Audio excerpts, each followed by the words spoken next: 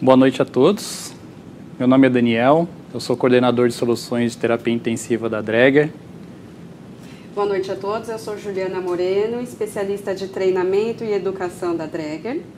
Sejam todos bem-vindos mais uma vez a um outro webinar aqui da Dräger. Essa noite nós vamos falar um pouquinho sobre a ventilação protetora neonatal, com dois renomados neonatologistas aqui presentes. Antes de começarmos, eu gostaria de avisar que nós estamos aqui no ambiente controlado, nós estamos sem máscaras, mas respeitando a distância entre as pessoas. Todo o pessoal do staff, eles estão usando as máscaras, então estamos respeitando todos os protocolos possíveis aí, né? Essa noite, quem vai ser a responsável aqui pela apresentação do webinário vai ser a Juliana, né, que está aqui do meu lado, que já se apresentou. Ela vai dar continuidade, então, nesse webinar. Espero que vocês aproveitem bastante, que temos um conteúdo bastante enriquecedor. Então, espero que vocês aproveitem bastante. Juliana, é com você. Obrigada, Daniel. Sejam todos muito bem-vindos. A Dräger, como todos sabem, é uma empresa bem tradicional no segmento neonatal. Neste mês de novembro, comemoramos, ou melhor dizendo, simbolizamos o Novembro Roxo, mês de conscientização da prematuridade. E por ter essa tradição no segmento neonatal, nada mais justo do que abordar ventilação mecânica avançada, ventilação mecânica em neonatologia. Nós temos a honra em receber aqui no nosso Design Center dois renomados neonatologistas, professores, pesquisadores. Dr. Celso Rebelo, seja muito bem-vindo. Obrigado. Dr. Celso abordará volume garantido na ventilação convencional, um tema bem atual e tenho certeza que gerará uma discussão excelente. Doutora Valusa Ferri, seja muito bem-vinda. Obrigada. Doutora falará sobre alta frequência com volume garantido, vai dar uma pincelada em alta frequência geral e vai abordar a ventilação de alta frequência cérebro-protetora. Tenho certeza também que vai gerar uma excelente apresentação. Vale a pena sinalizar que no YouTube temos o campo de comentários. Fiquem à vontade para enviar seus questionamentos.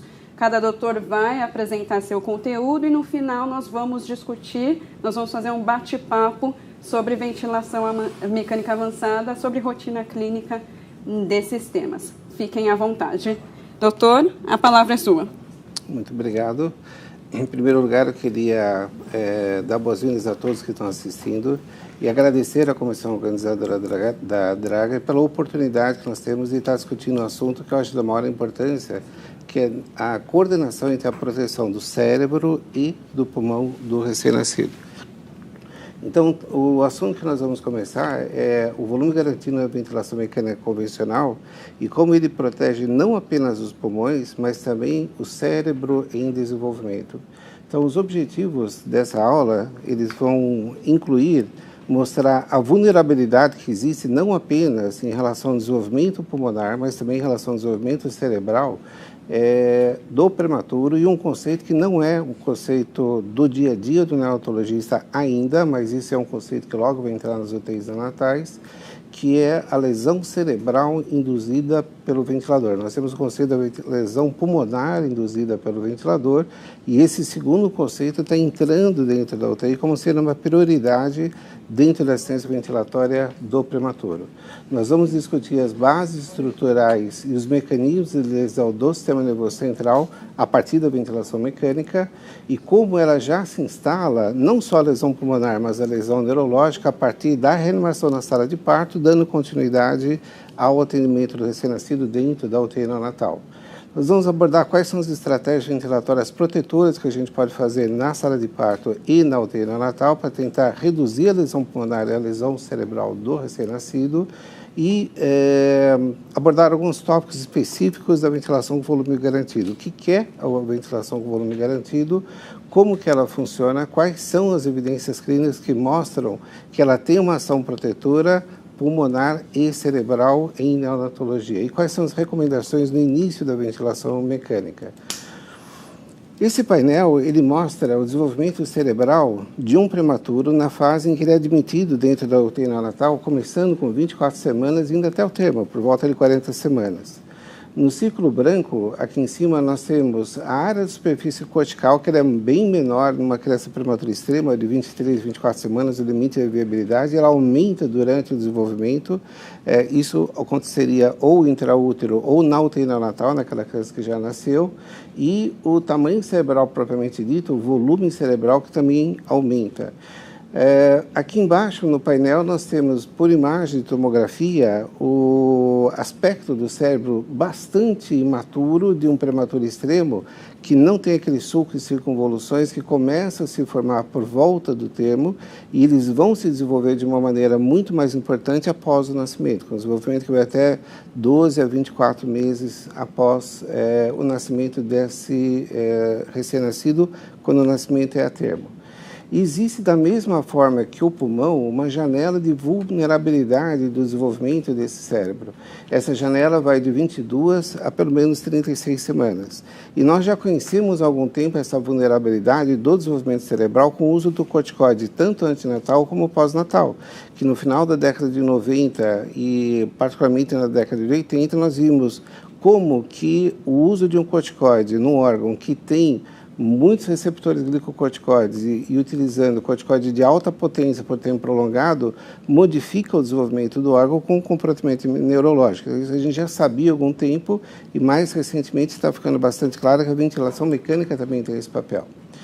Por que isso acontece? Nesta fase ocorre a proliferação, diferenciação e migração não só dos neurônios, mas também das células da glia, e que é um processo de uma magnitude muito grande que acontece nesse período de vulnerabilidade.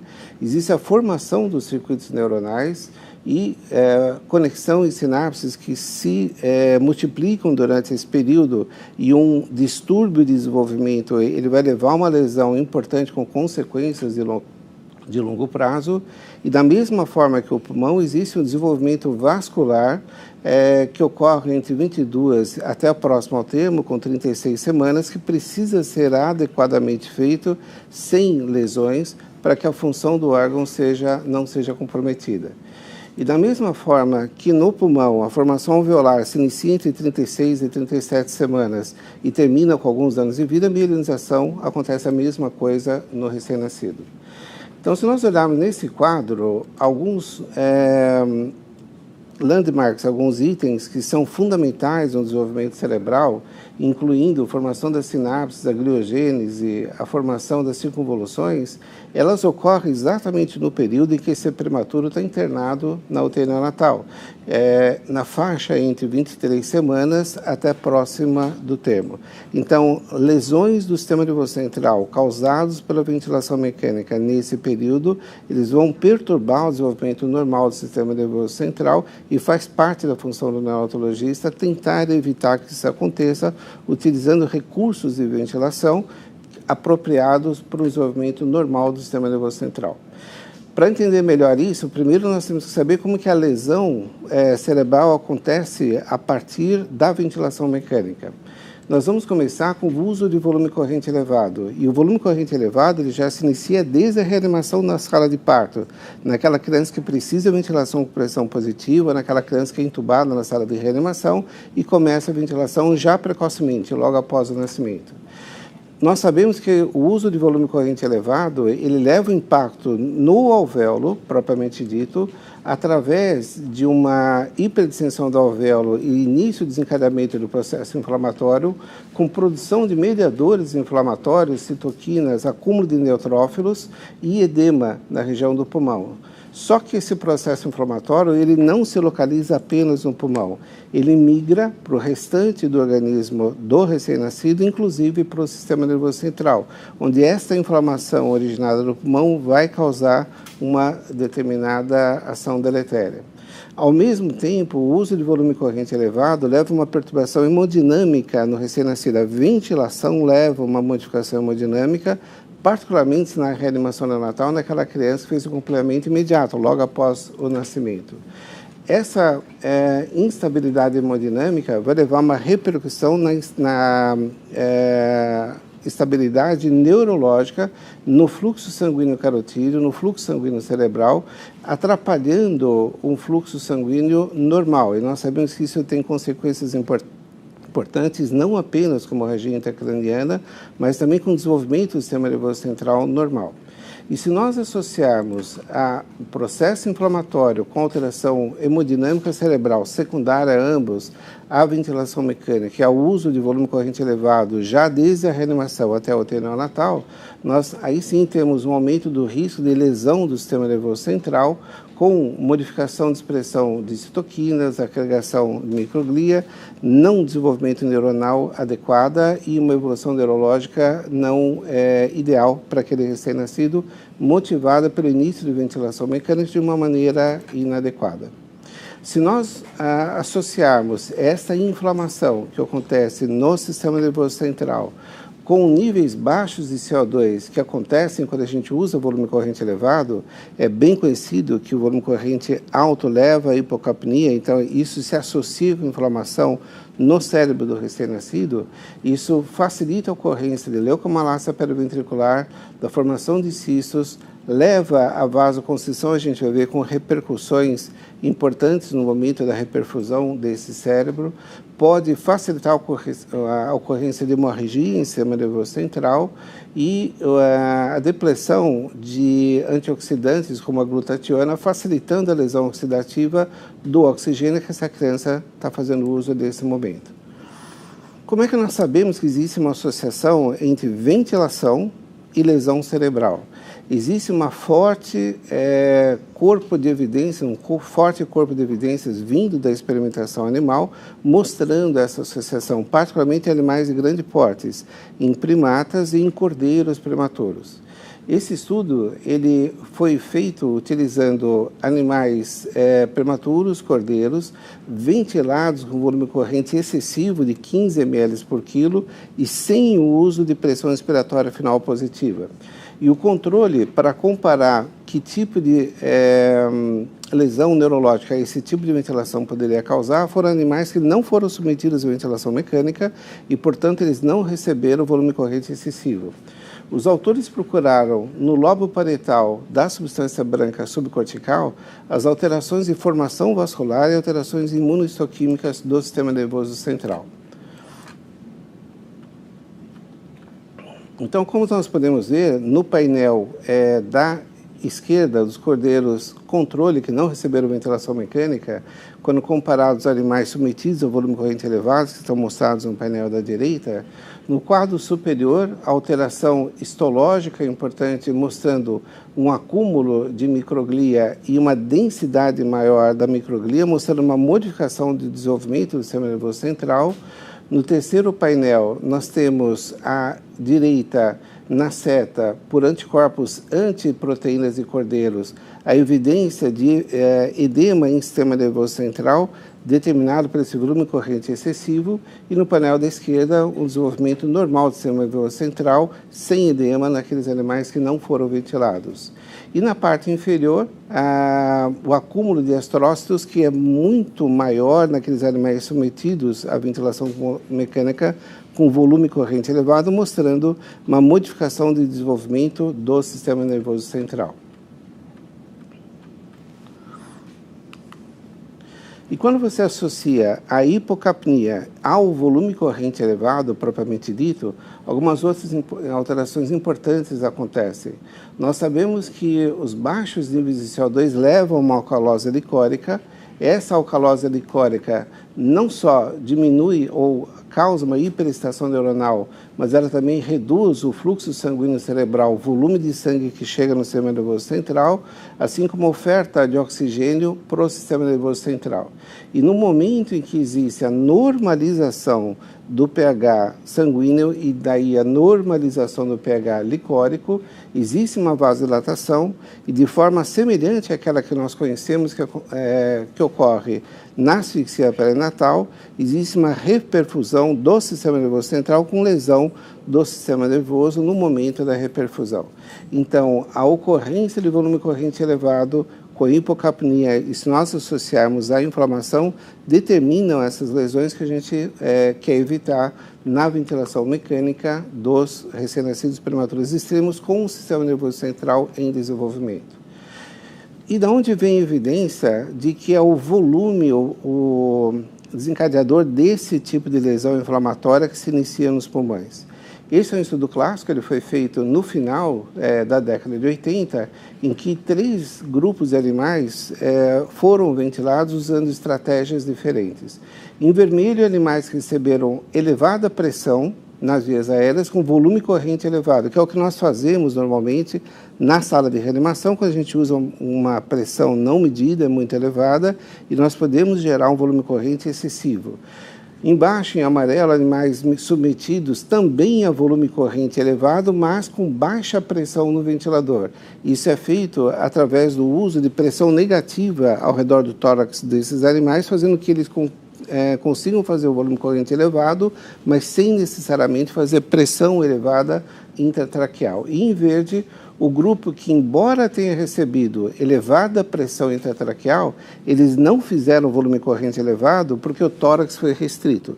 Então, eles foram ventilados com pressão excessiva, mas volume corrente normal. E foram utilizados 3 marcadores de lesão pulmonar: edema, permeabilidade vascular e a presença de albumina no interstício pulmonar e nos alvéolos. E nos 3 marcadores de lesão pulmonar, os grupos ventilados com volume corrente elevado, seja com alta pressão ou com baixa pressão, em vermelho e amarelo, apresentaram marcadores muito mais elevados do que o grupo que foi ventilado com baixo volume pulmonar, apesar de ter sido ventilado com pressões excessivas, mostrando que o desencadeador da lesão inflamatória que vai iniciar o processo pulmonar com repercussões no sistema nervoso central é o volume utilizado na ventilação, seja manual na sala de parto, seja mecânica dentro da UTI neonatal. Esse também é um estudo clássico do início da década de 2000, feito com crianças com diagnóstico de síndrome de desconforto respiratório, 53 bebês, uma faixa de 25 a 32 semanas de gestação, e eles foram ventilados com pressão de suporte. Eles foram randomizados em 2 grupos: pressão de suporte tradicional e a pressão de suporte com volume garantido, em que você limita o volume corrente desses recém-nascidos em 5 ml por quilo. E o interesse dos pesquisadores era avaliar a resposta inflamatória pulmonar, medida por interleucina 6 e interleucina 8, e evolução para a displasia broncopulmonar, definida como dependência de O2, com 36 semanas de idade gestacional corrigida. E o que nós vemos no painel da esquerda, em que é dosado no eixo vertical a interleucina 6, é que naquelas crianças ventiladas sem o limite de volume, ou seja, sem o volume garantido, em azul, a partir do 3º dia de vida e também no final da primeira semana de vida, a expressão de interleucina 6 foi muito maior do que no grupo vermelho, do que aqueles que tiveram uma limitação do volume corrente para 5 ml por quilo. Mesma coisa se observa com interleucina 8, um aumento da expressão a partir do 3º dia de vida, que continuava com 1 semana de vida, mostrando o papel protetor do ponto de vista de liberação de interleucinas quando você reduz o volume, ou limita pelo menos o volume corrente utilizado na ventilação mecânica. Isso acontece porque, como nós sabemos, a lesão que ocorre pulmonar é por excesso de volume e estiramento do saco alveolar. Eles estão na fase de desenvolvimento alveolar, eles não têm alvéolos ainda, com lesão das células endoteliais vasculares, acúmulo de polimorfos nucleares, produção de mediadores inflamatórios, interleucinas e outros mediadores inflamatórios, e que não vão se limitar ao pulmão, que vão ganhar circulação e atingir outros órgãos, inclusive o sistema nervoso central, como nós mostramos anteriormente. E como isso acontece na sala de parto? A sala de parto é um dos momentos mais vulneráveis do recém-nascido do ponto de vista de assistência ventilatória, desde o nascimento até a sua alta na UTI neonatal. Nós sabemos que o uso de ventilação de pressão positiva em prematuros, ela aumenta a chance de complicações neurológicas, incluindo a chance de hemorragia do sistema nervoso central. E é um momento em que nós não sabemos o que está acontecendo. O neonatologista fica às escuras em relação ao volume que ele está utilizando e a consequência desse volume durante a reanimação na sala de parto. E, comumente, nós utilizamos volume corrente excessivo. Esse é um estudo que demonstra bem isso que a gente acabou de comentar. Ele foi feito na Austrália, em que um total de 20 crianças foram reanimadas e foi medido na reanimação qual o volume corrente que elas estavam recebendo. No eixo vertical do gráfico da esquerda, nós temos o volume corrente em ml por quilo e no eixo horizontal nós temos as crianças desde a primeira até a 20ª criança ventilada. Em vermelho, nós temos o volume corrente ideal, que seria de 4 a 6 ml por quilo, e o box plot mostra a mediana do volume corrente e o intervalo interquartil do volume corrente que foi utilizado nessas crianças. Isso foi medido. Então, o que nós observamos, de uma maneira bastante clara, é que na imensa maioria das crianças, o volume corrente foi muito maior do que deveria ser aplicado. E é interessante notar no gráfico da direita, no eixo horizontal, qual é o volume corrente que o médico achava que estava aplicando na criança. E no eixo vertical, qual o volume corrente real, aquilo que realmente a criança estava recebendo. Fica bastante claro pela disposição dos valores que os médicos subestimam o volume corrente na sala de reanimação. Elas acham que estão dando muito menos do que realmente estão fazendo. Então, isso acontece no dia a dia. Quando nós utilizamos ventilação manual na sala de parto, levamos a lesão de volume pulmonar, desencadeamento do processo inflamatório, começamos a lesão em pulmão e lesão em sistema nervoso central. E na UTI neonatal? Esse é um gráfico da rede Vermont-Oxford mostrando em crianças nascidas no ano passado, em 2019, e que precisaram em algum momento da internação de ventilação mecânica. O que nós observamos é que a partir de 28 semanas de gestação, de 28 para 29 semanas, mais de 50% dessas crianças precisaram em algum momento receber ventilação mecânica. E nós sabemos que a ventilação mecânica está diretamente relacionado o uso do ventilador com a ocorrência de displasia broncopulmonar. Utilizando como exemplo uma criança que nasceria por volta de 30 semanas de gestação, ela pode sofrer desde a concepção até o seu nascimento, por exemplo, com 30 semanas, de agravos que incluem infecção intrauterina, coriomielite, retardo de crescimento uterino, que já levam prejuízo do desenvolvimento pulmonar e facilitam a ocorrência de displasia. E após o nascimento, a lesão pulmonar pode ser bastante agravada, particularmente pelo uso de volume corrente excessivo, além de outros fatores que ocorrem dentro da UTI neonatal, mas certamente a ventilação mecânica é um dos mais importantes para agredir esse pulmão e fazer o desencadeamento do processo inflamatório que vai determinar a displasia broncopulmonar e a lesão em sistema nervoso central. E por que nós nos preocupamos tanto com a displasia? Um dos fatores é pelo desenvolvimento cognitivo prejudicado que essas crianças apresentam. Esse é um estudo publicado no Journal Pediatrics há 3 anos atrás, em que ele avaliou vários fatores que modificam o diagnóstico que acontece dentro do UTI neonatal, enterocolite necrosante, hemorragia intracraniana e displasia, e desenvolvimento neurológico através do quociente de inteligência medido para essas crianças. E o que esses autores encontraram é que a displasia sozinha, a presença do diagnóstico da displasia, aumenta em um desvio padrão a lesão e, portanto, a redução do quociente de inteligência dessas crianças em até 15 pontos. E nós sabemos que os fatores que desencadeiam a displasia broncopulmonar do ponto de vista de ventilação são os mesmos fatores que lesam esse cérebro em desenvolvimento, que pode contribuir para essa piora do desenvolvimento neurológico a longo prazo e, portanto, nós temos que evitar que isso aconteça através de uma assistência ventilatória a melhor possível desde o nascimento dessas crianças. E como é que a gente pode fazer isso? Então, começando na sala de parto. Um primeiro mecanismo de tentar reduzir a lesão pulmonar e, portanto, a lesão neurológica também dessas crianças, tentando reduzir o volume corrente, é o uso de equipamentos adequados e da pressão expiratória positiva na sala de parto. Nós podemos aprofundar na discussão, mas é bem conhecido que o reanimador manual em T, por limitar o pico de pressão e gerar um PEP confiável, ele gera menor volume corrente do que o balão autoinflável, que mesmo com válvula de PEP não consegue gerar um PEP confiável e não limita o pico de pressão expiratória. E o que, na minha visão, é o futuro da neonatologia em termos de sala de parto, redução de volume pulmonar, seria a monitorização da mecânica respiratória. Já estão sendo desenvolvidos equipamentos de monitorização da mecânica que começam na UTI, na sala de parto, e permitem fazer a leitura do volume corrente, seja com a utilização do ventilador manual IT ou do balão autoinflável. E na UTI neonatal, nós utilizamos a monitorização da mecânica respiratória através do volume corrente. Ela pode ser feita, a regulagem do volume corrente, pela modificação do pico de pressão respiratória manualmente, que é o que o médico, a fisioterapeuta e a enfermeira que está cuidando daquela criança tem que estar atenta na beira do leito, num volume corrente excessivo para poder fazer as medidas necessárias, geralmente reduzindo o pico de pressão, ou de uma maneira automática, através da autorregulagem do ventilador, que é a ventilação volume-alvo, que é o que faz o volume garantido.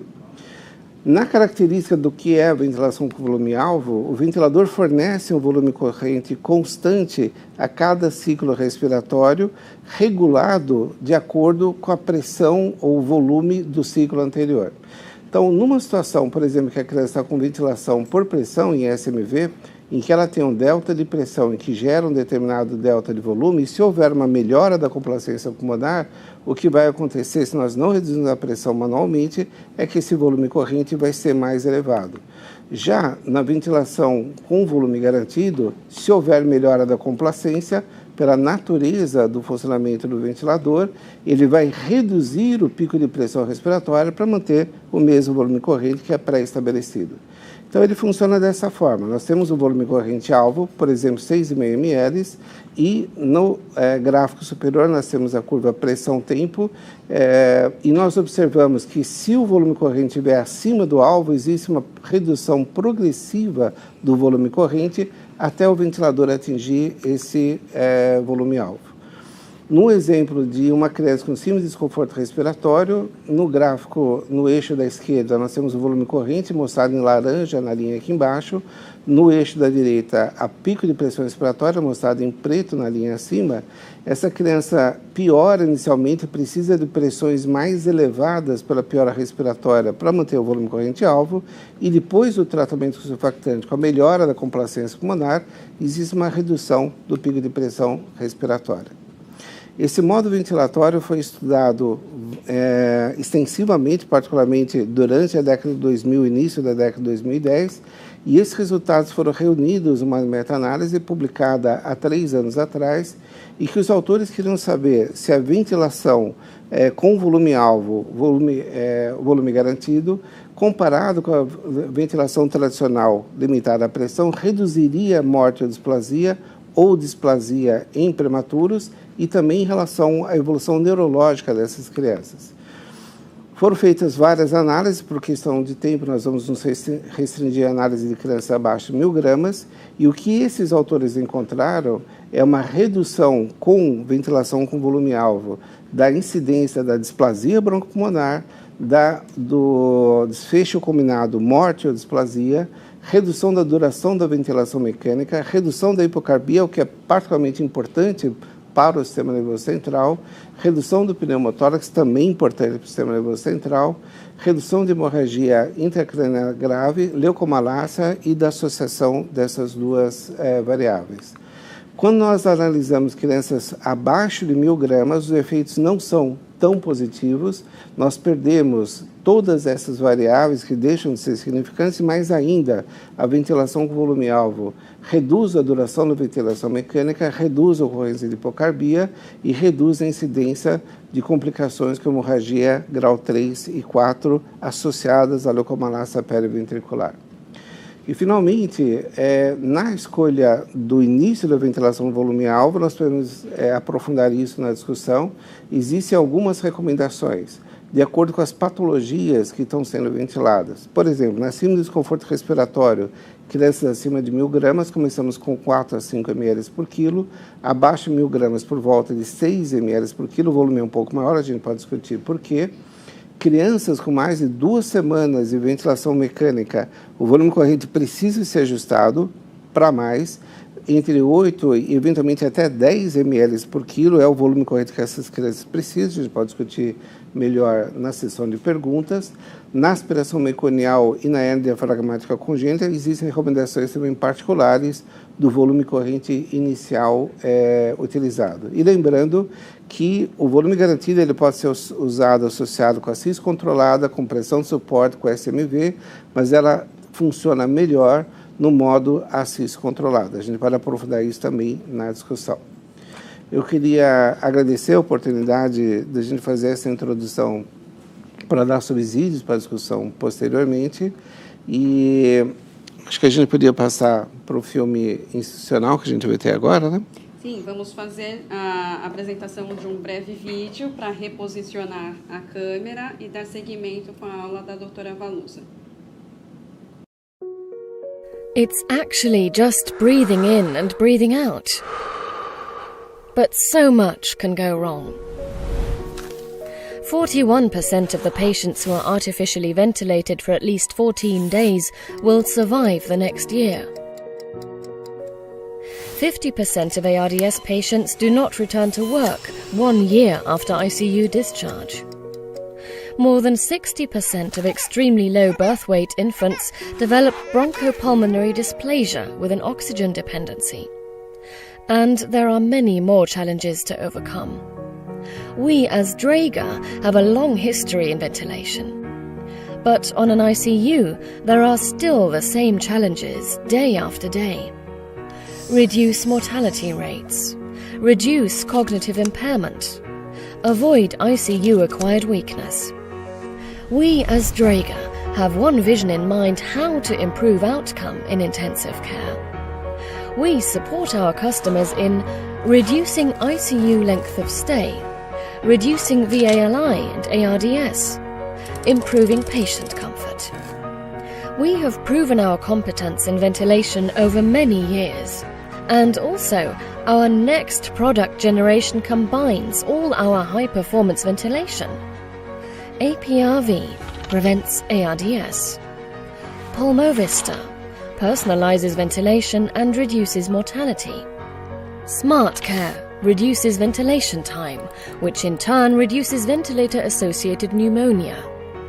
Volume Guarantee prevents bronchopulmonary dysplasia. Improving acute care is what drives us at Draeger. By introducing truly protective therapies in a care-centered environment where all devices are connected. For better clinical outcomes, improved workflows, as well as patient and staff satisfaction. We have taken the next steps. All of this is part of our new devices. The new Evita and Babylog. This is ventilation.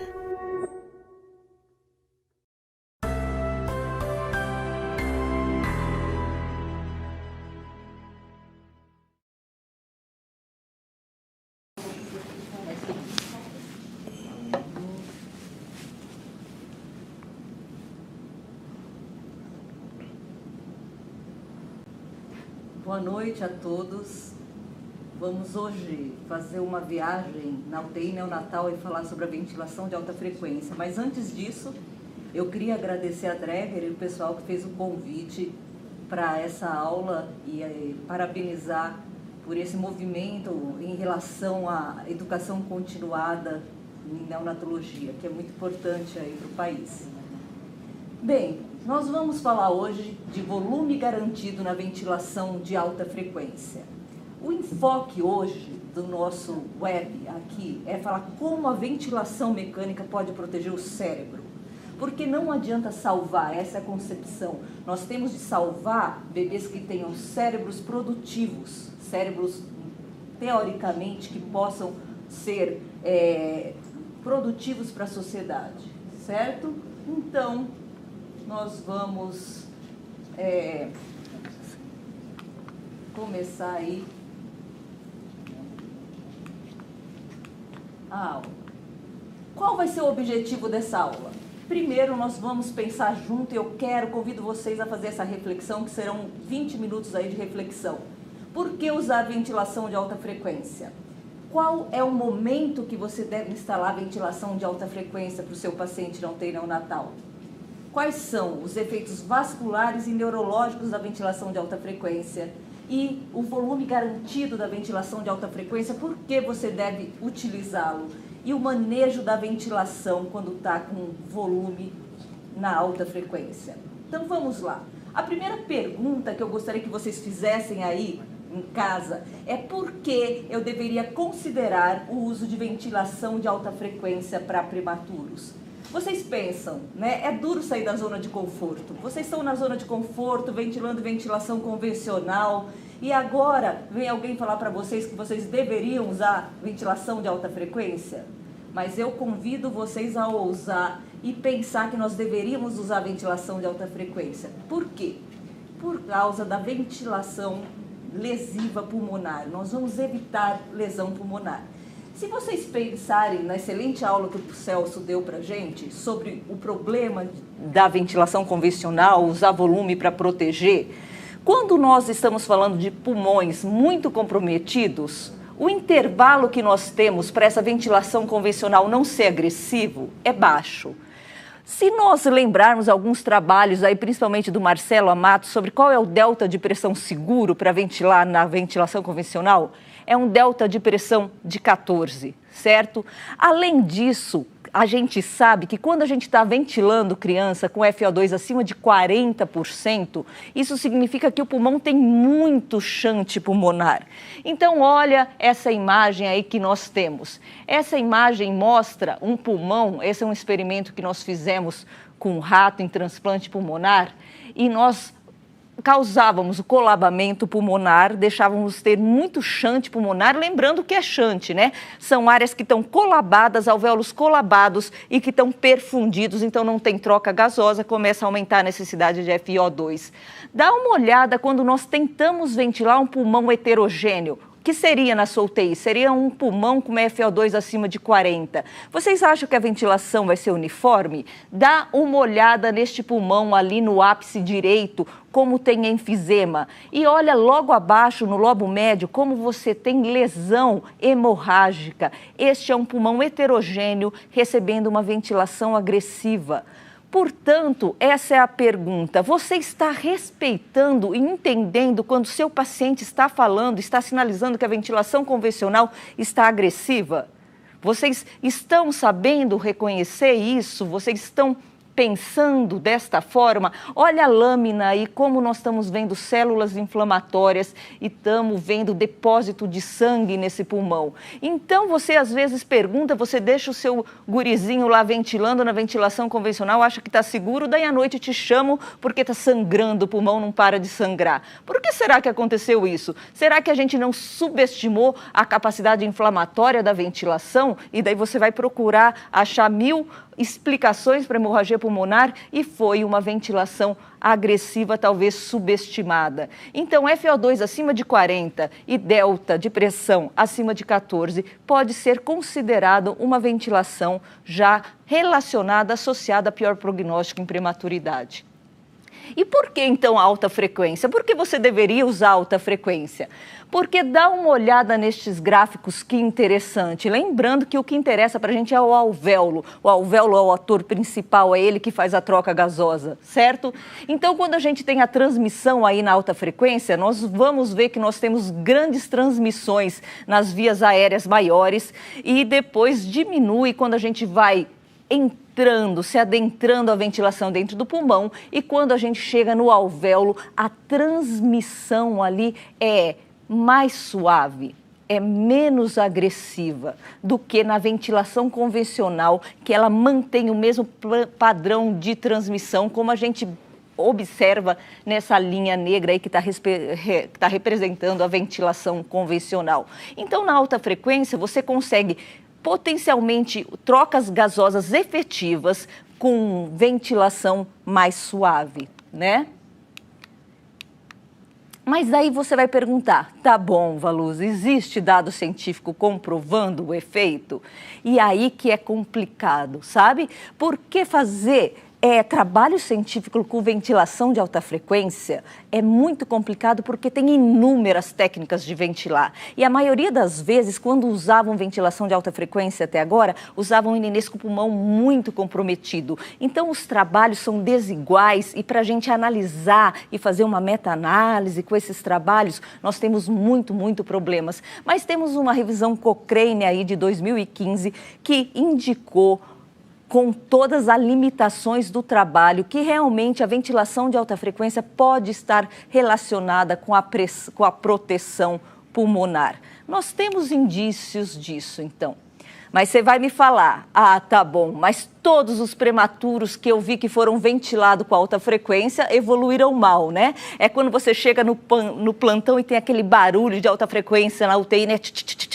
Você fala, minha Nossa Senhora, meu plantão vai ser horrível. Por quê? Porque vocês estão associando o uso de alta frequência na criança que já está muito mal, que era o hábito mais comum de se fazer, principalmente uma tendência aqui no país. Então, o que você tem que se perguntar? Os pacientes que você viu evoluir mal, em que momento instalaram alta frequência? Porque se vocês instalaram alta frequência quando essa criança não tinha mais reserva cardíaca, todo comprometido por um quadro pulmonar de instabilidade, hipercapnia mantida, pH baixo, destruindo o miocárdio, com certeza a alta frequência não vai resultar. E nem a alta frequência, nem a convencional, nem nada, certo? Porque essa criança já está muito comprometida. Então, o primeiro recado da aula, evite instalar a alta frequência como resgate tardio nessas crianças.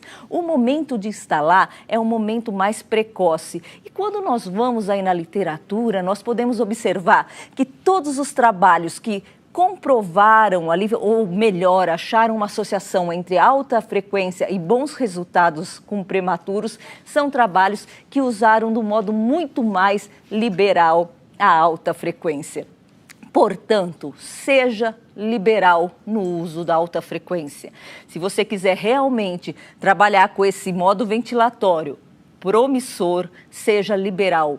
Instale a alta frequência quando a criança ainda está bem. E você me pergunta, quando exatamente nós temos de instalar alta frequência? Nós temos muitas linhas, né? E nesta aula eu vou falar de uma linha brasileira, de um hospital público, que é a linha da USP de Ribeirão Preto, certo? Que eu acho que daí vocês podem se identificar muito com a gente, porque a gente vive a realidade que vocês vivem, né? O que a literatura fala?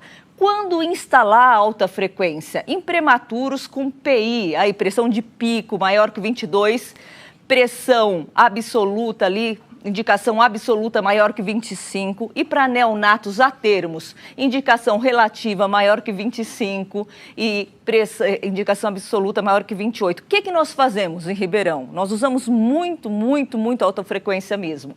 A criança está ventilando. Ela fez uma MAP na convencional maior que 10 ou um delta de pressão maior que 14.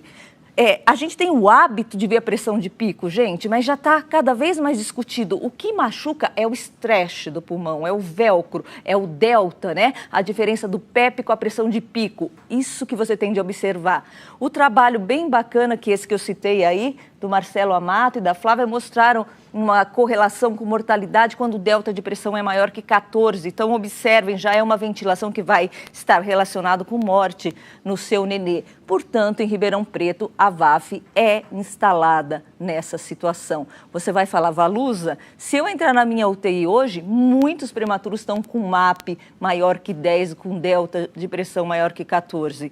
E eu sugiro para vocês, então, que tentem instalar a alta frequência sem medo.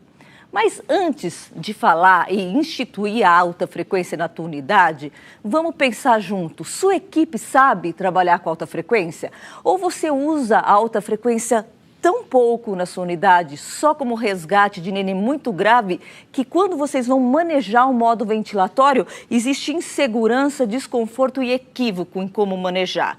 Uma coisa importante para você avaliar a efetividade dessa ventilação na sua unidade é se perguntar se vocês sabem manejar as diferentes situações respiratórias na alta frequência e se não vale a pena fazer um treinamento para manejo da alta frequência na sua unidade. Você poderia conseguir muitos melhor índices, né, na unidade, treinando a sua equipe nisso. Nós também temos muita argumentação, e tivemos muito quando nós começamos a alta frequência, os receios dos efeitos cardiovasculares e neurológicos. Por quê? O guri está lá, ele está vibrando, daí chega alguém lá e fala, meu Deus, essa criança vai ficar louca com essa vibração, vai sangrar a cabeça, esse coração não vai aguentar. E o que tem de realidade nisso e o que não tem? Bem, nós temos um trabalho aí da New England mostrando que essas crianças que foram ventiladas, fizeram um trial, esse trabalho assim, eu gosto dele, e ele mostrou que elas tinham função pulmonar superior e tinham um desempenho neurológico semelhante aos que não foram ventiladas. Esses são um dos trabalhos, certo? Então, cada vez mais os trabalhos mostram segurança da alta frequência. Daí vocês vão falar, eu já vi aulas que mostraram sangramento, eu já vi aulas que mostraram lesão, e daí eu convido a você a rever esses trabalhos e ver que tipo de paciente eles trabalharam. Eles trabalharam com pacientes que estavam muito graves já quando foram transferidos para essa ventilação. Certo? Então, a primeira coisa, sim, é seguro. Mas pode ser mais seguro? Pode ser mais seguro, e é isso que nós vamos pensar. Nós temos uma dificuldade na alta frequência, não é? Quem trabalha sabe. Você está lá na alta frequência, eu não estou falando de volume garantido ainda, certo? Você liga a alta frequência, daí você vai lá, vê a gasometria, avalia a criança, fala, eu vou mexer um pontinho na frequência, um pontinho na MAP, daí você colhe a gaso à noite, ele está com hipercapnia. Então, a variação de hipocapnia para hipercapnia muitas vezes é muito difícil de controlar na alta frequência, certo? Isso é um problema que a gente observava, essas variações de CO2, o que pode ser, como o Celso falou, muito prejudicial para o cérebro. Como resolver isso? Como vocês imaginam que a gente pode resolver isso? Pode ser mais seguro. E aí vem a ventilação de alta frequência com volume garantido. Por que fala que essa ventilação é cérebro protetora? Eu vou mostrar para vocês, mas aí a gente vai evitar essas variações de CO2 que são indesejáveis. O cérebro não gosta dessas variações, como o Celso disse. Olha esse trabalho aqui de 2015 mostrando a aplicação da ventilação de alta frequência com volume garantido. A gente vê na primeira barra, quando usa só a ventilação de alta frequência, que volume baixo, volume alto foi muito maior que quando ligaram o volume garantido. Porque quando ligaram o volume garantido, teve 80% atingindo 80% o volume corrente desejável. Então, na outra alta frequência, nós ficamos variando ali no volume da alta frequência e quando nós ligamos volume garantido, nós atingimos o que a gente quer. Porque o que é o vedete da ventilação? Como o Celso disse, é o volume. É o volume. Né? A gente acha que era barotrauma antigamente, mas a coisa chama-se volutrauma. Essa é a lesão. E olha lá, o volume garantindo, dando um volume desejável em 80%. Daí tem outro trabalho de 2019 da Archives, muito bom este trabalho também, do Morley, que ele mostra a estabilização do CO2 quando a gente usa volume garantido. A gente também consegue, quando usa o volume garantido, manter o pulmão adequadamente ventilado, com menos inflamação, porque a gente varia menos esse volume por mais tempo. Se você mantém um volume recrutado, bem recrutado por mais tempo, nós sabemos que um pulmão bem recrutado tem melhor complacência. E se tem melhor complacência, você consegue, como mostra aí na última frase, usar um volume de alta frequência de 1,5 ml, que é o menos lesivo, certo? Então, ele tem inúmeros benefícios. Você garantir o volume que você está dando na alta frequência. Esse slide vem mostrar também, reforçar o PaCO2 quando a gente está usando a alta frequência com volume garantido mais estável do que quando na segunda barra nós desligamos o volume garantido na alta frequência e nós temos uma variação de PCO2 muito mais elevada, né? E olha uma coisa que é interessante, que é o DCO2, né? Nós temos pouco tempo, isso é para dar uma ideia de manejo essa aula, mas o DCO2 ele é quase o volume minuto da ventilação convencional. O que significa? Ele tem uma relação direta ali com a lavagem de CO2. Mas assim, você pode confiar muito, tem muita coisa envolvida. Mas esse gráfico está mostrando que realmente, quando baixa aí o CO2, o DCO2 estava mais elevada. Naquele trabalho da Archives, ele mostra uma associação entre DCO2 e o PCO2. E é uma associação fraca, mas existe. Então, como trabalhar com DCO2? Bem, nós vamos falar mais para frente.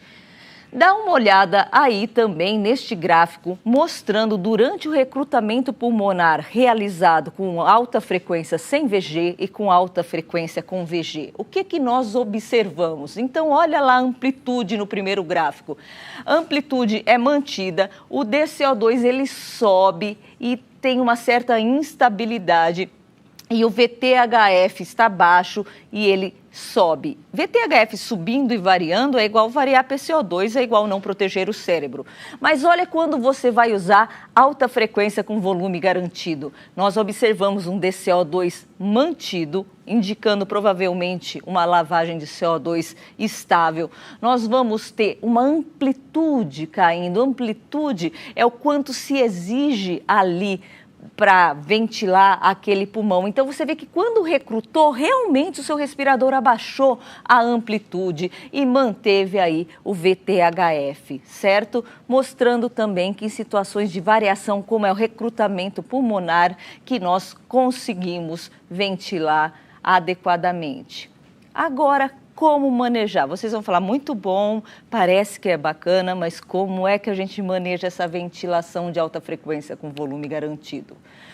Para começar, você está na ventilação convencional, decidiu botar na ventilação de alta frequência. Como você faz? Você pega a MAP da ventilação convencional e você bota...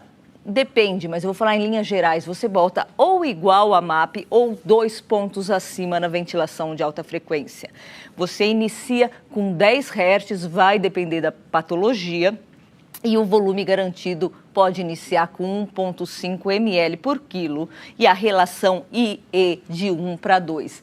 Dá uma olhada nesse gráfico que são as sugestões de frequência. Nós podemos observar que a frequência de 10, porque ela é uma frequência meio mágica, ela meio corta as patologias, né? São a frequência que talvez sirva ali de base para todas elas. Então, assim que você inicia a ventilação de alta frequência. Essa ventilação IE, nós podemos discutir mais, né, essa relação, e aí tem um trabalho bacana da turma do Sanches Luna, lá de Madrid, mostrando que quando você usa uma relação de 1 para 2, você consegue remover e uma troca adequada na ventilação com volume garantido. Por isso que eles vão recomendar, mas eu não vou me estender nesse assunto agora.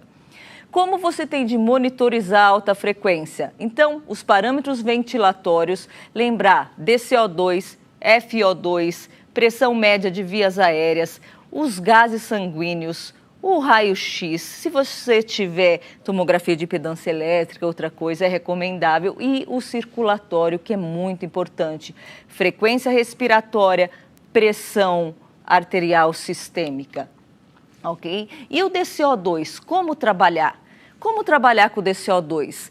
O DCO2, às vezes, você mexe na ventilação e você, depois de 2 dias, vem no outro dia e fala, o DCO2 está igual, então será? Lembrando que o DCO2 depende muito de água no circuito, extensão, complacência, pulmão, é complicado, mas sabe um jeito bom de usar o DCO2? Você colhe a gasometria e muda o seu parâmetro. O DCO2 está marcando lá, vamos botar 80. Se você mudou o parâmetro e continuou com o mesmo DCO2 naquele momento que o pulmão tem as mesmas condições, você tem liberdade, antes de colher o tragaso, de mexer mais na ventilação. Então, você baixou um ponto de frequência, o DCO2 se manteve, voltou depois de meia hora, se manteve, você abaixa mais. O que a gente não pode é subutilizar DCO2 e volume minuto e colher muita gaso e não olhar a variação desses aparelhos. Então, aí, quase finalizando a aula, se você tiver hipercapnia, certo? Eu vou dar uma visão geral e a gente discute mais. Se tiver hipercapnia na ventilação garantida, como você faz? Você primeiro vê se sua MAP está adequada, porque não adianta você estar com o pulmão murcho e ficar mexendo ali na ventilação.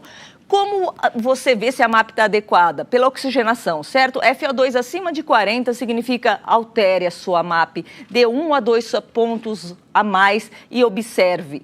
Observe a hiperinsuflação, que pode ser também excesso. Você fez isso, estava bom a sua MAP, daí você aumenta a sua frequência, 1 a 2 pontos. Não conseguiu, chegou no limite ali, 13, a gente não ultrapassa muito mais que isso. Você aumenta de 0,5 ml seu volume garantido até atingir 2,5 ml. Lembrando que isso é a proposta da USP de Ribeirão Preto, nós temos vários grupos propondo diferentes coisas, Kessler, Sanches, Luna, certo? Nós temos bons resultados com isso e podemos falar. E se tem a hipocapnia, aí o desmame, você vai diminuindo a frequência, ao contrário, até 8 e diminui o volume garantido até 1,5 e considere estubar. A minha sugestão que você pode sentar, que seja diretamente da VAF, porque pode funcionar. O bebê precisa ficar sedado? Você tem de avaliar se ele tem desconforto, só que aquela ideia, a lenda urbana da neonatologia que precisa ficar apagado, não existe mais, certo? Então, o bebê precisa ventilar, precisa ter ventilação espontânea. Então, como é que você avalia o exame físico da ventilação de alta frequência? Tem de vibrar até raiz de coxa, certo?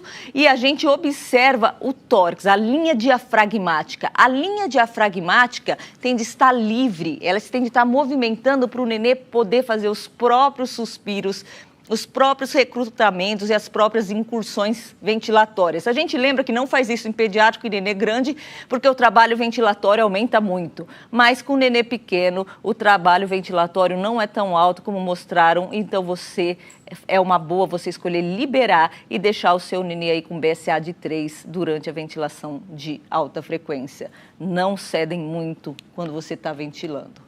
Bem, nós vamos esperar as perguntas, né? Isso é uma introdução e agora vou chamar a Juliana para fechar esse bloco. Muito obrigada.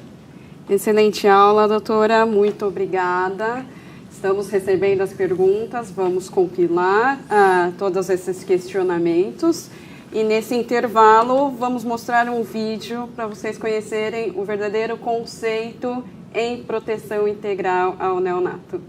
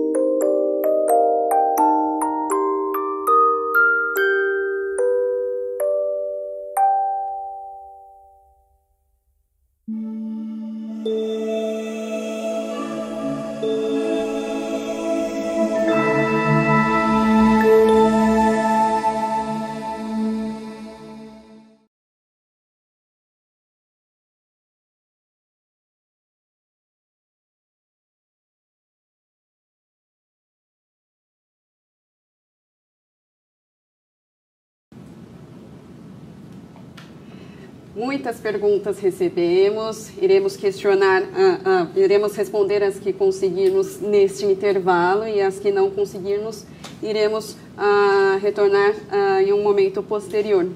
Vou iniciar com o Dr. Celso, perguntando um pouquinho sobre o desmame no volume garantido, doutor. O pessoal às vezes pergunta, será que eu preciso mudar de modo, colocar no SMV, ou posso fazer o desmame no AC, ou mesmo na espontânea? Qual a experiência do doutor? Como é feito o desmame? Então, vamos imaginar que você tem uma criança sem respiratória, recebeu surfactante, por exemplo, sem desconforto respiratório, e essa criança melhora. como o ventilador ele vai reduzir o pico de pressão conforme melhora a complacência do pulmão, o que você vai observar à beira do leito, simplesmente que a pressão necessária para o ventilador entregar aquele volume corrente vai caindo. O critério nosso de desmame é acompanhar o pico de pressão, acompanhar a FO2 e fazer a redução progressiva da pressão expiratória final positiva conforme necessário. Não tem sentido mudar o modo ventilatório, você continua em volume garantido até o momento que você considera que a criança não precisa mais do ventilador. Então, do ponto de vista prático, nós pensamos em intubação quando ele tiver um pico de pressão menor que 12 a 14 centímetros de água, acima da PEP, uma PEP de 5 a 6 centímetros de água, uma FO2 menor que 30% e um drive respiratório bom, que é a mesma coisa que é feita na maior parte dos modos ventilatórios. O que muda é que é mais fácil para o médico, para a fisioterapeuta, que você só vai reduzindo os parâmetros de PEP e de FO2 e acompanha a melhora da complacência e melhora automática do pico de pressão respiratória. Maravilha, doutor. Bom, ficou bem perceptível quais são as vantagens dos modos avançados, tanto o volume garantido na convencional como na VAFO. Mas será que dá para fazer volume garantido, volume alvo em um ventilador que tem sensor distal? Qual a experiência do doutor? Existe uma condição ideal para você fazer ventilação com volume alvo. E essa condição ideal é você não ter influência da complacência do circuito do ventilador, que acontece quando o sensor de fluxo ele está incorporado no próprio ventilador mecânico. Nessa situação, o sensor vai medir toda a distensibilidade do circuito e também vai medir o que está entrando e saindo do pulmão da criança. Existem mecanismos de compensação do circuito que você pode tentar reduzir o efeito da complacência do circuito, mas eles não funcionam também. Então, o ideal é você utilizar o sensor de fluxo entre o intermediário e a cânula, porque não importa o que acontece no circuito, você vai estar medindo apenas o que entra e o que sai do pulmão da criança. Então, o posicionamento do sensor é fundamental. Bom, aproveitando que a gente está na temática desmame e mesmo indicação de volume garantido em ventilação convencional.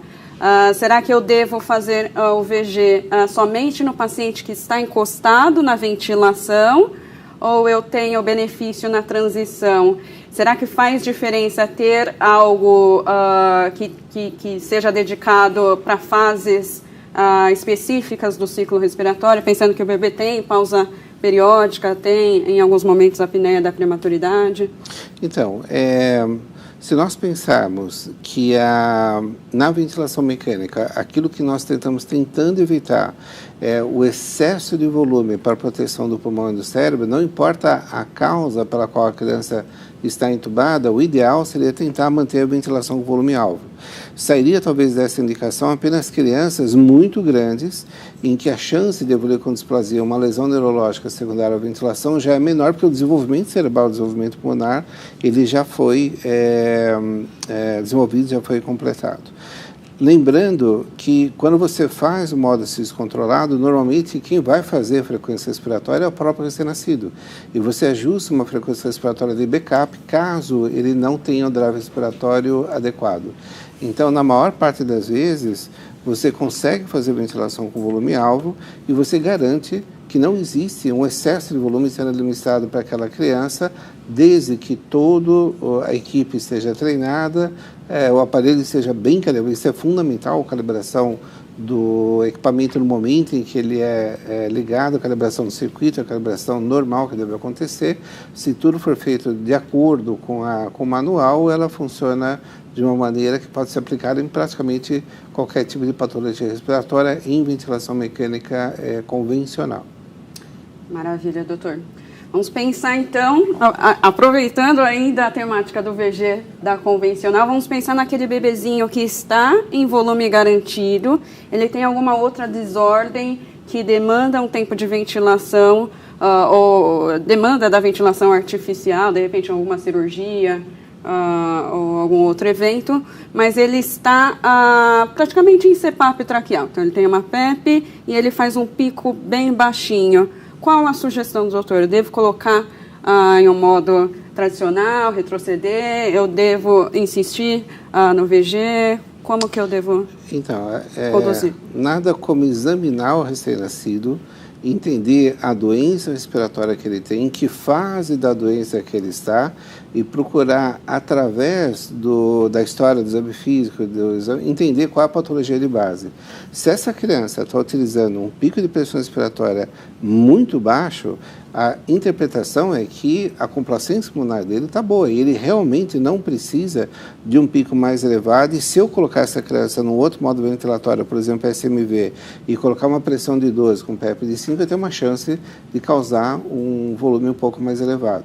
Então, a ideia que eu pensaria, Juliana, é avaliar essa criança que está com uma pressão muito baixa, se ela realmente precisa de assistência ventilatória ou se está naquele momento que eu estou pensando em retirá-la. Assim, isso já aconteceu algumas vezes, a gente chegar de manhã na UTI, encontrar a criança com parâmetros baixos e a discussão é, preciso manter entubada essa criança? Pode ser que nesse momento eu não precise mais. Interessante isso, doutor. Também é importante dizer e discutir um pouquinho sobre a questão da resposta do bebê. Será que eu só devo instalar o VG e recebo a primeira gasometria, de repente, com uma acidose respiratória, e devo voltar para um PCAC tradicional? Qual é a importância de ajustar a ventilação ao longo da evolução do caso? Então, o volume corrente necessário para fazer uma ventilação adequada não necessariamente vai ser o mesmo na evolução de uma doença. Crianças que estão com ventilação crônica, particularmente aquelas que passam na segunda semana de vida, de 10 a 14 dias de vida, e que continuam entubadas, elas têm uma malácia natural, uma distensibilidade de vias aéreas superiores, traqueia, brônquios principais, que faz com que o espaço morto aumente. Por isso que a gente comentou na aula que na ventilação crônica você pode precisar de um volume corrente mais elevado. Então, o critério de utilizar 4 a 5 ml por quilo para crianças acima de 1.000 gramas como estratégia inicial é para os casos agudos, quando você está começando a fazer a ventilação. E para as crianças abaixo de 1.000 gramas, para vencer o espaço morto, é que a gente utiliza um volume corrente um pouco mais elevado. Agora, isso é dinâmico, isso varia de acordo com o momento da evolução da doença e o tipo de doença que você está trabalhando. Um critério simples que a gente começa a avaliar que existe necessidade de repensar se aquele volume corrente é adequado ou não é a própria PCO2. Se a criança começa a acumular CO2, ou seja, ela precisa de um volume minuto maior, e eu sei que o pulmão não está colabado, não é uma questão de falta de capacidade residual funcional, a maneira de eu corrigir isso é com a frequência respiratória ou, eventualmente, eu tenho que aumentar um pouco o volume corrente para compensar. E o contrário é verdade. Se eu tenho uma hipocapnia, eu sempre tenho que pensar se eu não posso reduzir mais o volume corrente para fazer a correção daquele momento da doença em que aquela criança se encontra. Isso é bastante dinâmico, não é uma receita que vale durante toda a internação do recém-nascido. A gente tem que avaliar momento a momento. Perfeito, doutor. Ventilação realmente sendo tratada de uma forma dinâmica, porque realmente o bebê vai evoluindo, não dá para tomar uma impressão só por um momento. Doutora, preciso compartilhar uma impressão que tive quando visitei a sua UTI. Realmente é algo que me causou um impacto muito grande, porque eu fiquei bem impressionada com a quantidade de crianças em ventilação de alta frequência. Aqui no Brasil a gente está muito acostumado com alta frequência de resgate, mas eu queria ouvir um pouquinho da doutora a sua experiência sobre a VAFO eletiva. Isso traz algum benefício em resultados clínicos, em indicadores? Qual a sua opinião? Sim. Nós temos os indicadores, como eu mostrei, do exterior sobre a VAFO eletiva, né? Vou usar eletiva, mas VAFO usada mais precocemente. Mas eu vou falar de nós de Ribeirão Preto. O que nós temos?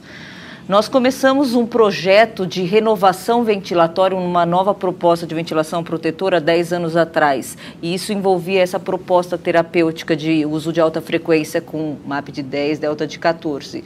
Nossos resultados agora da rede Vermont são índices de broncodisplasia semelhantes a unidades tipo A da Vermont, né, para um hospital público, né, com não alta, assim, com uma mortalidade porque é mantida, né? Porque às vezes fala não tem broncodisplasia, mas é porque tem alta mortalidade. Ribeirão não, tem muito nenê que sobrevive e nós temos ali um índice de 16% de broncodisplasia e a maioria deles ficam com broncodisplásicos leve, né? Ninguém mais vai para casa com oxigênio. Nós apresentamos num congresso europeu nossos resultados, então eu posso compartilhar depois, né, esses dados. Nós temos indicadores da efetividade, da eficácia desse modo ventilatório em Ribeirão Preto. Interessante, doutora. Continuando nessa temática, ventilação de alta frequência e sua instituição de uma maneira mais ampla, esse bebê que está em VAFO, a doutora deu um spoiler, ele precisa estar bem sedado ou ele pode interagir, entre aspas? Sim. Esse é até um trabalho, né, que você sabe, nós estamos desenvolvendo em parceria com o Jacques Belli, que é para avaliar o impacto da ventilação espontânea na alta frequência. Porque quando vai ver adulto e pediátrico, realmente não é interessante que ele ventile, porque quando ele ventila espontâneo, Juliana, ele gera um grande trabalho ventilatório, não é interessante. Mas no neonato muito pequeno, a gente sabe que usar suspiro ou usar coisas artificiais pode ser mais perigoso.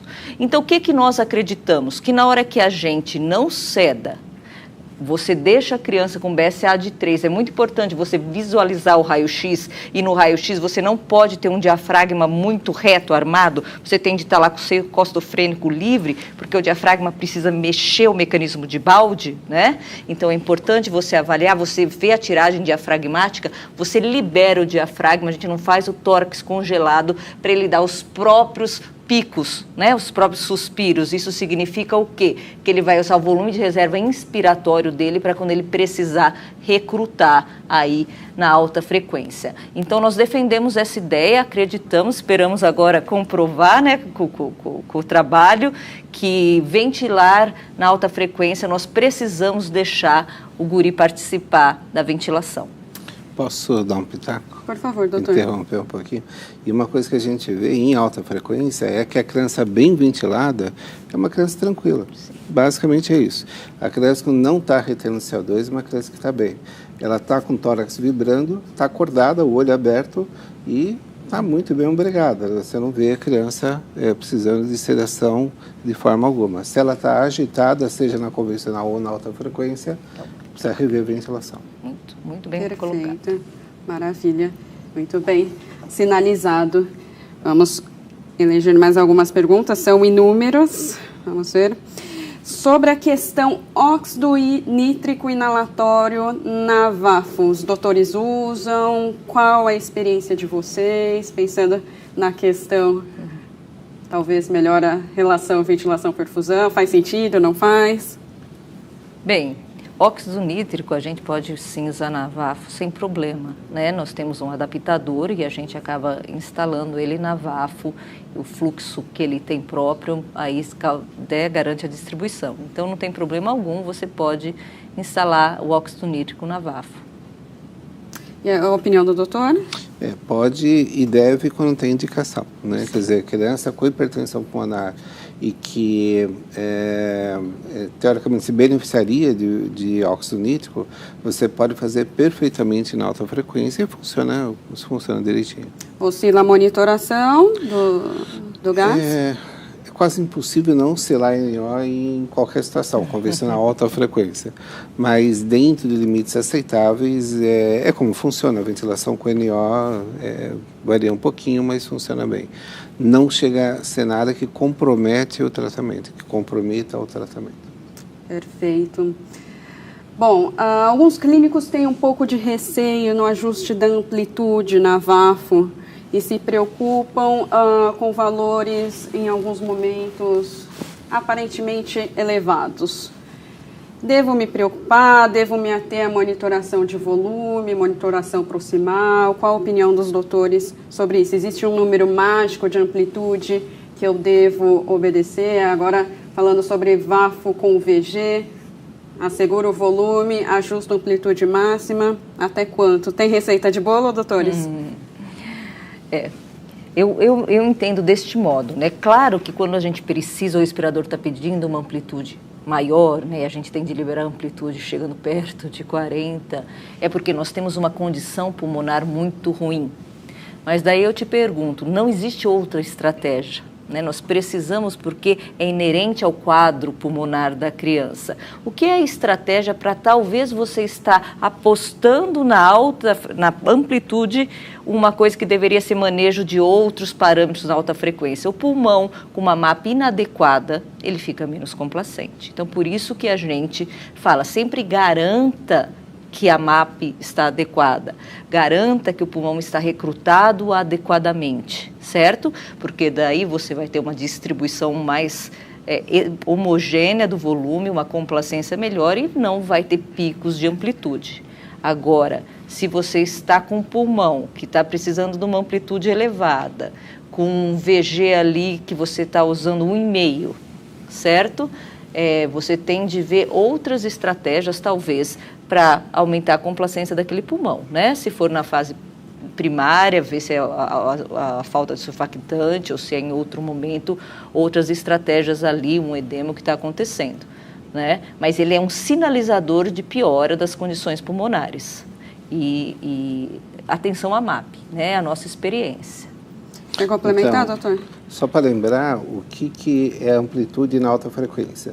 Você pressuriza o pulmão com uma determinada pressão, que é a MAP, e você oscila o pulmão com uma segunda pressão acima e abaixo dessa pressurização inicial, que é o que nós chamamos de amplitude.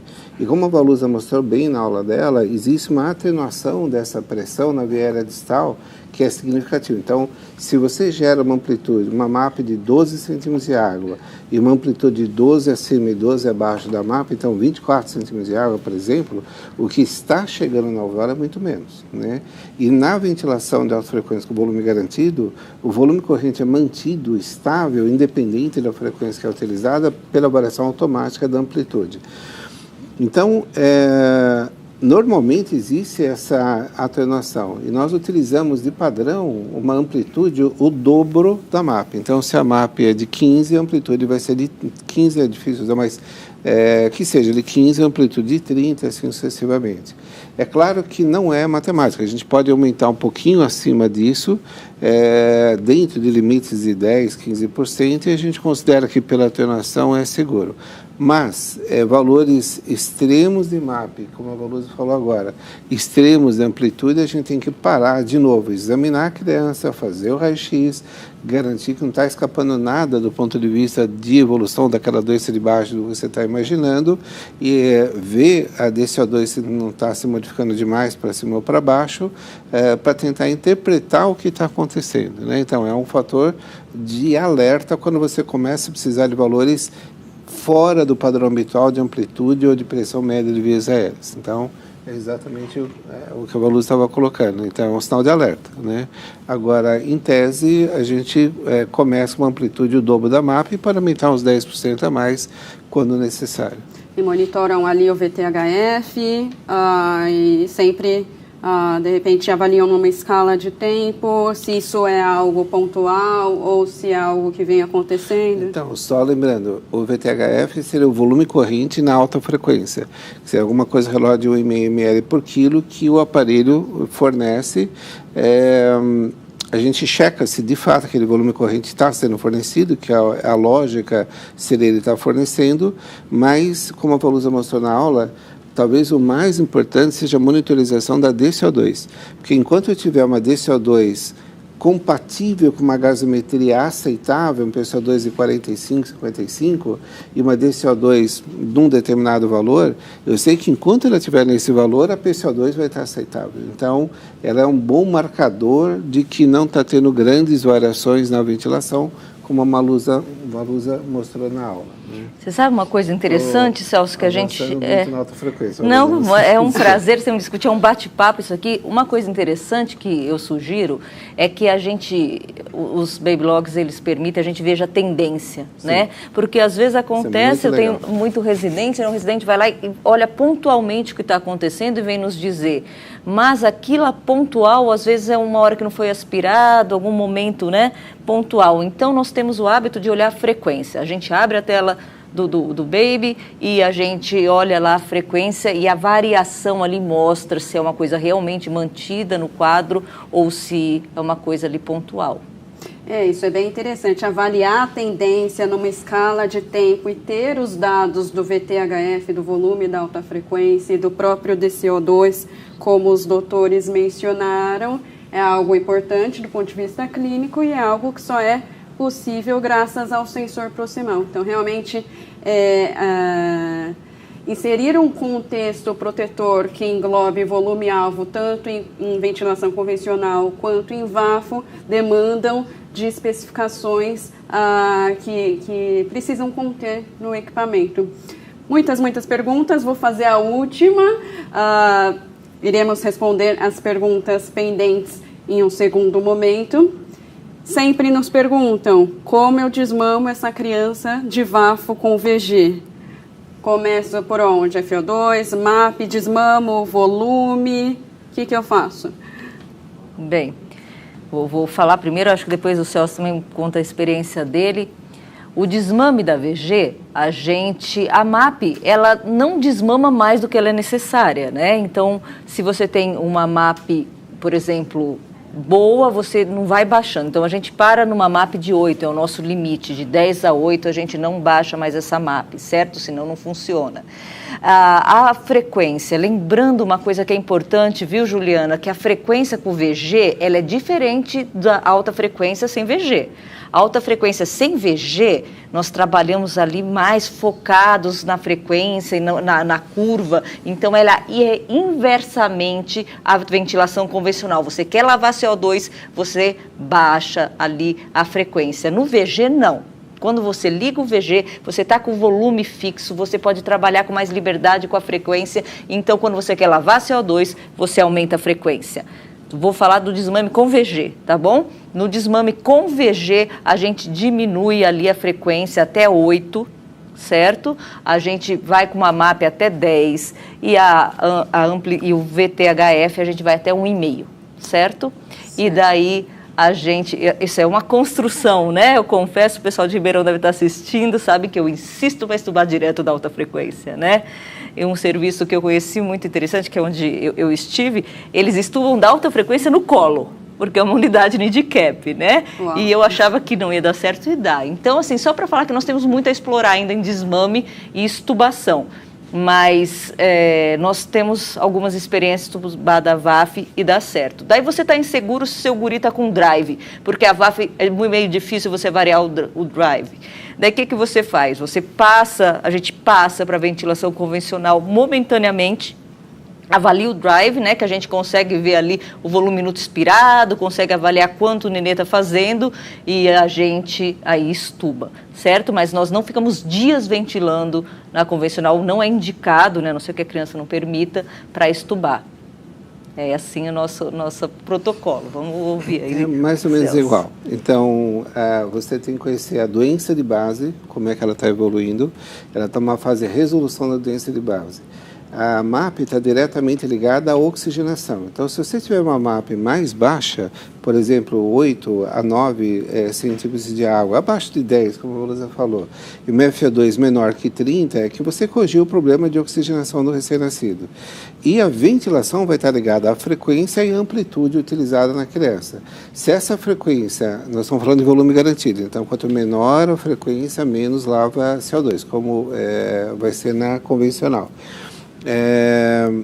Se você tem uma frequência já com valores abaixo de 10 Hz e 9 Hz, muito provavelmente essa criança tem uma melhora de função respiratória, que ela não precisa de ventilação de alta frequência. A dúvida é o que a Luísa falou: estubo para o modo ventilatório convencional para depois ir para a CPAP ou estubo direto de alta frequência para a CPAP? é puramente cultural.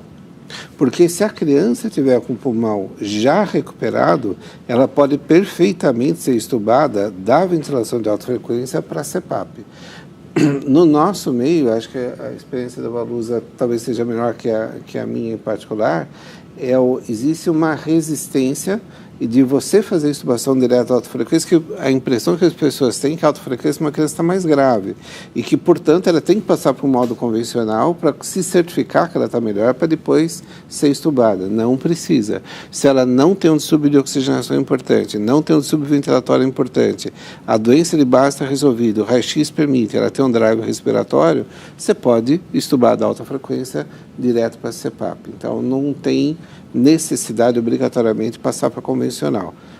Mas eu garanto que a maior parte dos serviços passa para convencional porque culturalmente é complicado. VAFO, criança crítica, isso realmente VAFO, é praticamente um convencional, no dia seguinte estuba a criança. Perfeito, doutores. Bom, eu ficaria aqui algumas horas conversando com vocês, realmente recebemos muitas perguntas, a discussão foi muito interessante, espero que tenhamos outro momento assim para discutir mais. Agradeço a todos, agradeço aos doutores, as aulas foram incríveis. As outras perguntas responderemos em um momento secundário. Muito obrigada e boa noite a todos. Muito obrigado.